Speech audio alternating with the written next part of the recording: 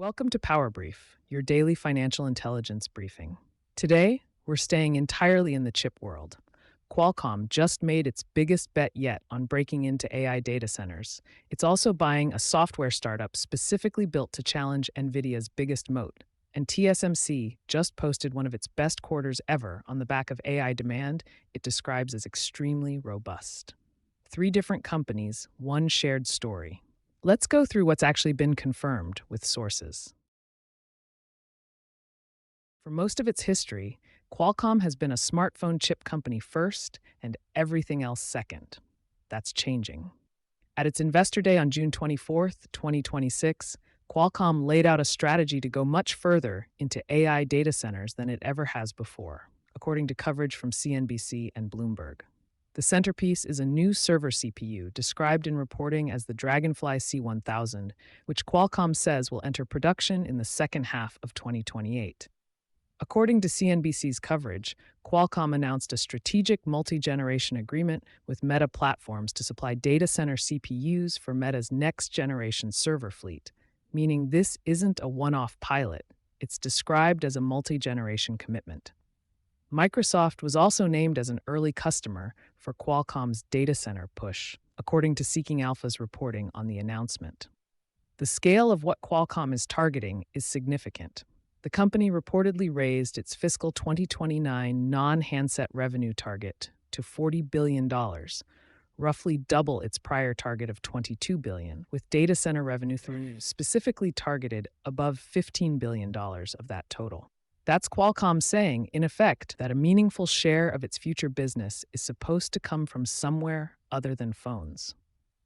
For context on how much of a shift this actually is, Qualcomm's revenue has historically been overwhelmingly tied to handset chips and licensing, with data center infrastructure representing a tiny fraction of the business. A $15 billion data center revenue target, even years out, would represent a genuinely new pillar for the company rather than an incremental expansion of an existing one, which is part of why this Investor Day got as much attention as it did beyond the headline dollar figures. The market's reaction was volatile, which is worth being precise about rather than picking one number and calling it the story. According to Yahoo Finance's markets coverage, Qualcomm shares reportedly jumped as much as 15% in extended trading immediately after the announcements, then pulled back sharply the next day. One report describes shares tracking around 7.6% lower on June 25th, even as analysts issued a wave of price target increases. Meanwhile, Microsoft shares were reported to have fallen to their lowest level in nearly 3 years around the same period. A move reporting connects to broader investor digestion of the data center spending story, rather than to Qualcomm specifically.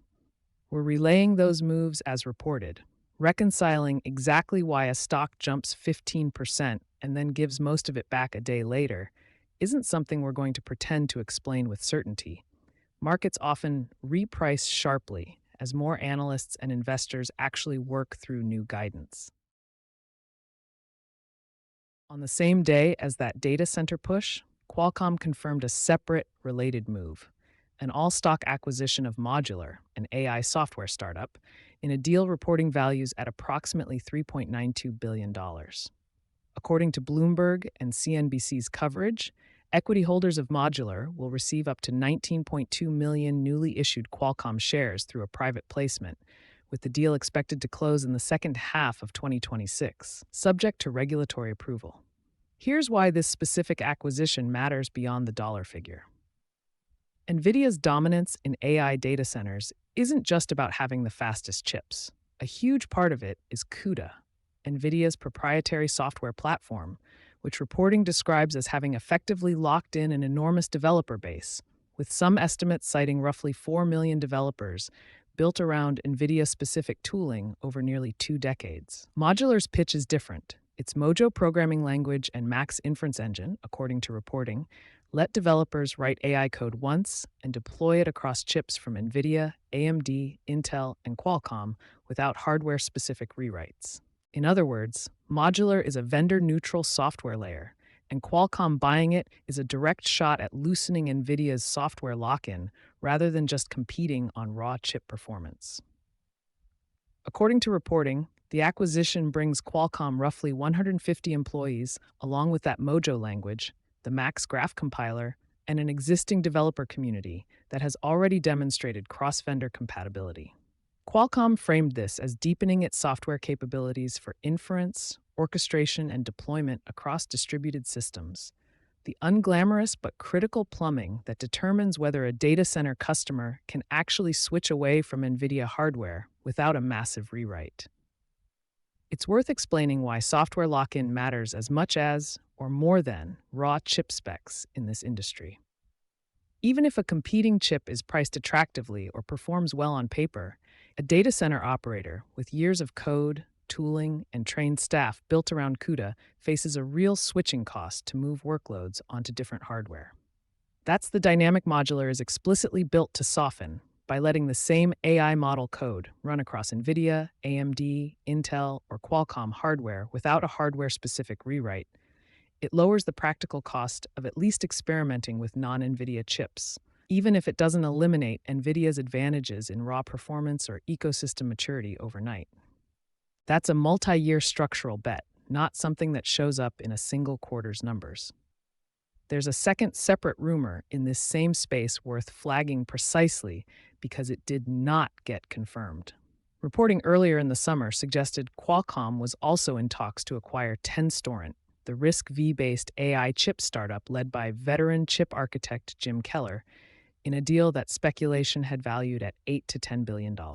According to reporting from late June, Tenstorrent's own CEO, Jim Keller, speaking at a media event in Tokyo, directly denied that the company was in acquisition discussions with Qualcomm, saying Tenstorrent is focused on building its own business, including IP operations and AI work in Japan and other markets, while also saying, more vaguely, that Tenstorrent talks with many companies in strategic areas.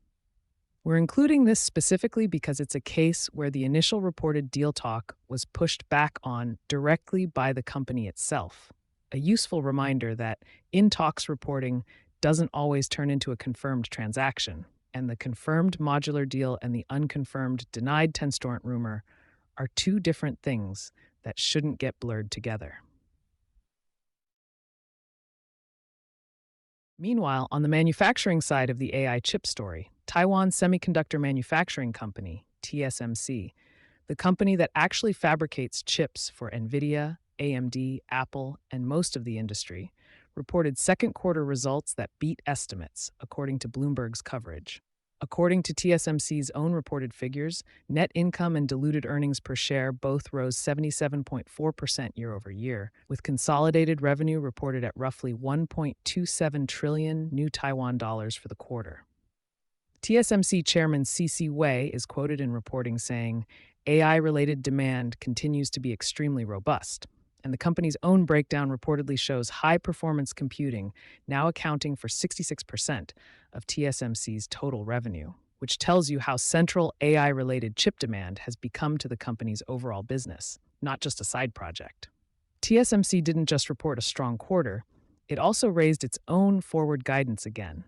According to that coverage, the company now expects 2026 capital expenditures of $60 to $64 billion, at least $4 billion above its previous forecast, and raised its full-year revenue growth projection to slightly more than 40%.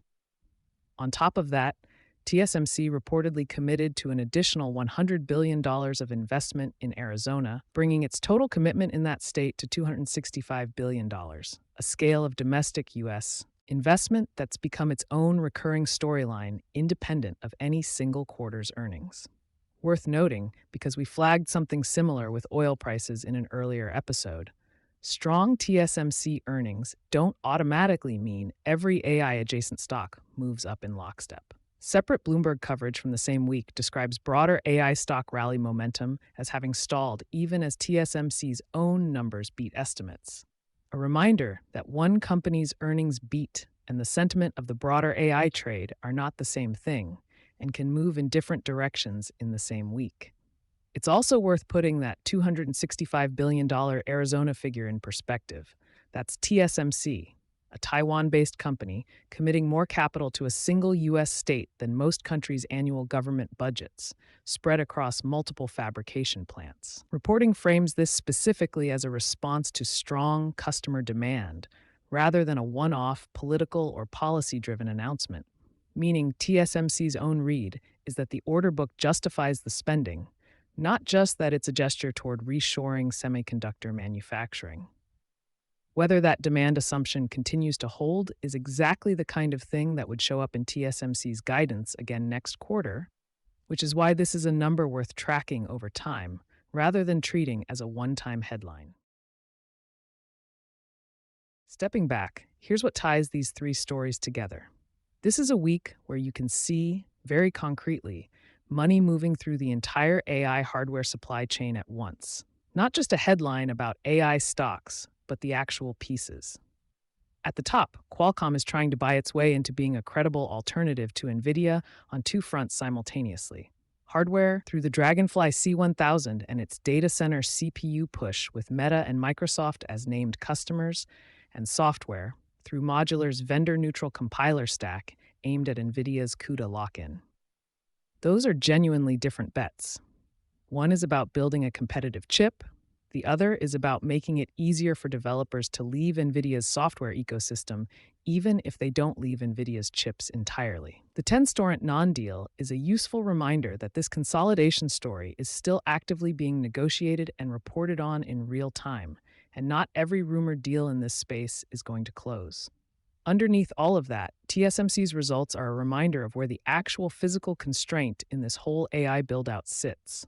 Someone still has to manufacture these chips at advanced nodes, at massive capital cost, and TSMC's raised guidance, both on capex and on revenue growth, is effectively TSMC telling the market it sees that demand as durable enough to keep committing tens of billions of dollars to new capacity, including deepening its bet on U.S. manufacturing specifically. None of this tells you which stock outperforms the others, and we're not going to pretend it does. What it does tell you is that the AI chip boom isn't one trade. It's a design company making an acquisition to attack a software moat, a manufacturer raising capital spending guidance off real order demand, and a disputed rumor about further consolidation that a CEO directly denied. Those are three different risk profiles on three different timelines. Qualcomm's data center CPU doesn't enter production until the second half of 2028. The Modular deal isn't expected to close until later this year, and TSMC's results are already reported, backward-looking numbers. Treating AI chips as a single story tends to flatten those very different timelines into one headline, and that's exactly the flattening we're trying to avoid in this episode. There's also a competitive angle worth naming directly. Every one of these moves is in some way a reaction to Nvidia's current position at the center of the AI hardware market. Qualcomm's software acquisition targets Nvidia's CUDA lock-in specifically. Qualcomm's hardware push targets Nvidia's data center chip dominance specifically. And TSMC, notably, doesn't compete with Nvidia at all. It manufactures for Nvidia, AMD, and Qualcomm alike, which is part of why TSMC's results are sometimes read as a cleaner read on total AI chip demand than any single chip designer's results, since TSMC's revenue doesn't depend on which specific company's chips end up winning the most market share.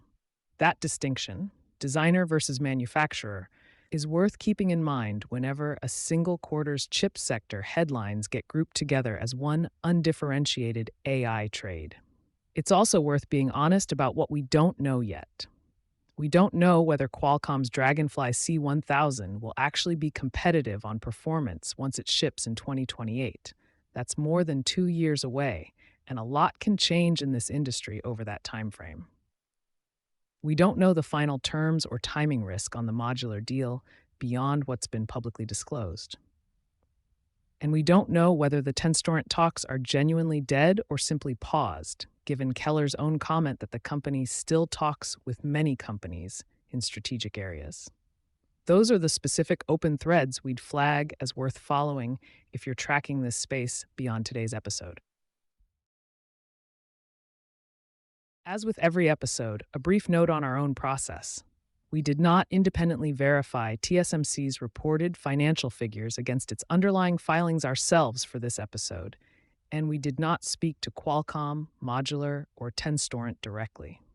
Everything here is attributed to specific reporting from named outlets, and where a figure comes from a company's own statement versus a third-party estimate, we've tried to say so explicitly, rather than blur the two together. Sources for this episode: CNBC's and Bloomberg's reporting on Qualcomm's Investor Day, the Meta and Microsoft data center agreements, and the Modular acquisition, Yahoo Finance and Seeking Alpha's coverage of the stock reaction and Microsoft's share move, reporting on Jim Keller's on-the-record denial of Tenstorrent acquisition talks, and Bloomberg's coverage of TSMC's second quarter earnings, raised guidance, and its additional Arizona investment commitment. Links to the original reporting are in the description. That's this week's PowerBrief. We'll be back with the next update as these stories develop. Subscribe for daily market analysis.